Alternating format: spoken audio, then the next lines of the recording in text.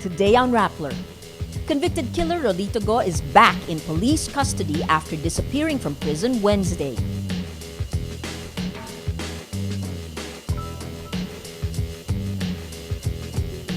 A U.S. blogger calls Senator Tito Sotto a lying thief after he denies plagiarizing parts of her blog.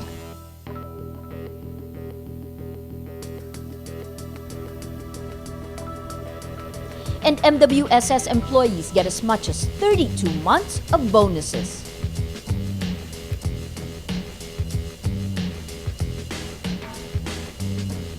Hello, I'm Maria Ressa. Welcome to Rappler, your social news network. Convicted killer Rolito Go is now in police custody after he was discovered missing from prison early Wednesday morning. PNP Chief Director General Nicanor Bartolome says Go was found with nephew Clemens Yu, his nurse. They were supposedly released by their, quote, kidnappers in Tanawan, Batangas. The report says Go and Yu took a bus to Muntinlupa where police and Go's family fetched them. Go was sentenced to life imprisonment in 1993 after he was convicted for the death of a student in 1991. Bureau of Corrections Chief Gaudencio Pangilinan Jr. says he doubts Go was kidnapped. Pangilinan goes on indefinite leave following the incident.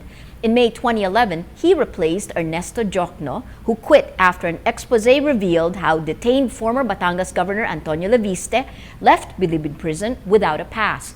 Pangilinan headed the military's counterintelligence unit under the Arroyo administration. His unit was responsible for the arrest of military mutineers Danilo Lim, now the Customs Intelligence Chief, and Antonio Trillanes IV, now a senator. Senate Majority Leader Vicente Tito Sotto III denies lifting passages written by a blogger who calls herself Sarah the Healthy Home Economist. In an interview, Sotto says he did not plagiarize in his speech against the Reproductive Health Bill. He says both he and blogger Sarah Pope quoted information from the same source, Natasha Campbell McBride, the doctor he cited as an expert on the damaging effects of contraception. Sotto says, "Why should I quote a blogger? She's just a blogger." He says his staff did not use blogs for research to debunk arguments of the RH advocates. Similar passages were spotted by Alfredo Melgar in a post on the website of the Filipino Freethinkers, a pro-RH group. Melgar says Sotto, quote, ignored decades of studies by the World Health Organization and the Department of Health that contraceptives are safe. On Thursday, Pope confirms Sotto used her work without permission. In a Facebook post, she says, "Are people that hard up for something original to say?" She adds in her blog post, "A thief is a thief, Mr. Senator. Denying it doesn't get you off the hook. It just makes you a lying thief." Pope says she doesn't intend to sue Sotto. Reproductive health activist Beth Anchoco says the privileged speech of Senator Tito Sotto painting a picture of an international conspiracy to peddle abortion and contraceptives using doctored statistics is, quote, very irresponsible. Anchoco adds the foreign conspiracy angle loses coherence when taken within the context of global health initiatives like anti-malaria and anti-tuberculosis campaigns. For instance, the data on condoms. No? If you have this overwhelming data saying that condoms are effective in preventing HIV and AIDS, and you have one iota of information that saying that perhaps condom is not as effective, and zooming in on this one data, one information alone, I think is a bit irresponsible. Very specifically, yesterday, he talked about a foreign conspiracy that actually is pushing an abortion agenda. How did you react to that? Well, we have to be grateful. We have to be thankful. But why didn't the good senator criticize, for instance, international funding on tuberculosis, on malaria? Why only criticize those that go to reproductive health? I think we have to be very objective and say that these programs are needed by the country. I would like to say that earlier I heard him say that my group, the DSWP, is internationally funded to promote reproductive health. I would like to correct him and say that I'm sorry, Senator Soto, but we have not received any funding in the last 5 years or so in relation with reproductive health. We do what we do because we need to do this. We do what we do because women in communities tell us that this is what they need.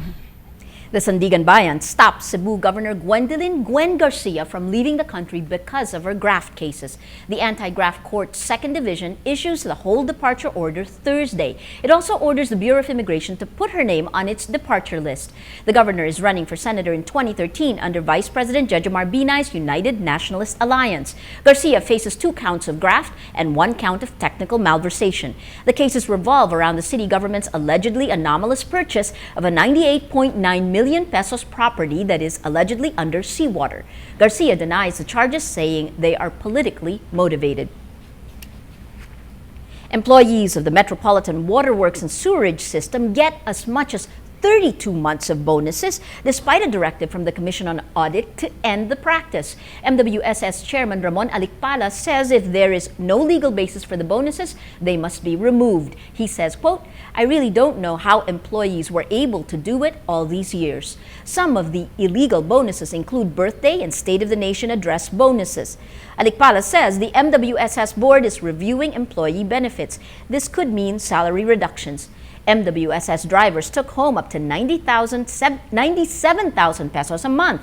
This was slashed to 38,000 pesos and could further be reduced. Singapore's High Court awards $23 million or 974.29 million pesos seized from the estate of late Philippine President Ferdinand Marcos and given to a Philippine bank. Justice Andrew Ang says the money deposited in the German bank West LB belongs to the Philippine National Bank. The funds are part of the alleged illicit fortune that Marcos stashed away in various Swiss bank accounts. Swiss authorities released the money to PNB in 1998, which transferred it to various banks in Singapore, including West LB.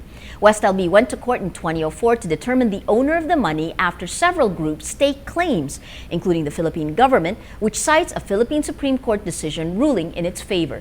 The Singapore judge also says the Philippine Supreme Court decision could not be enforced in the city-state.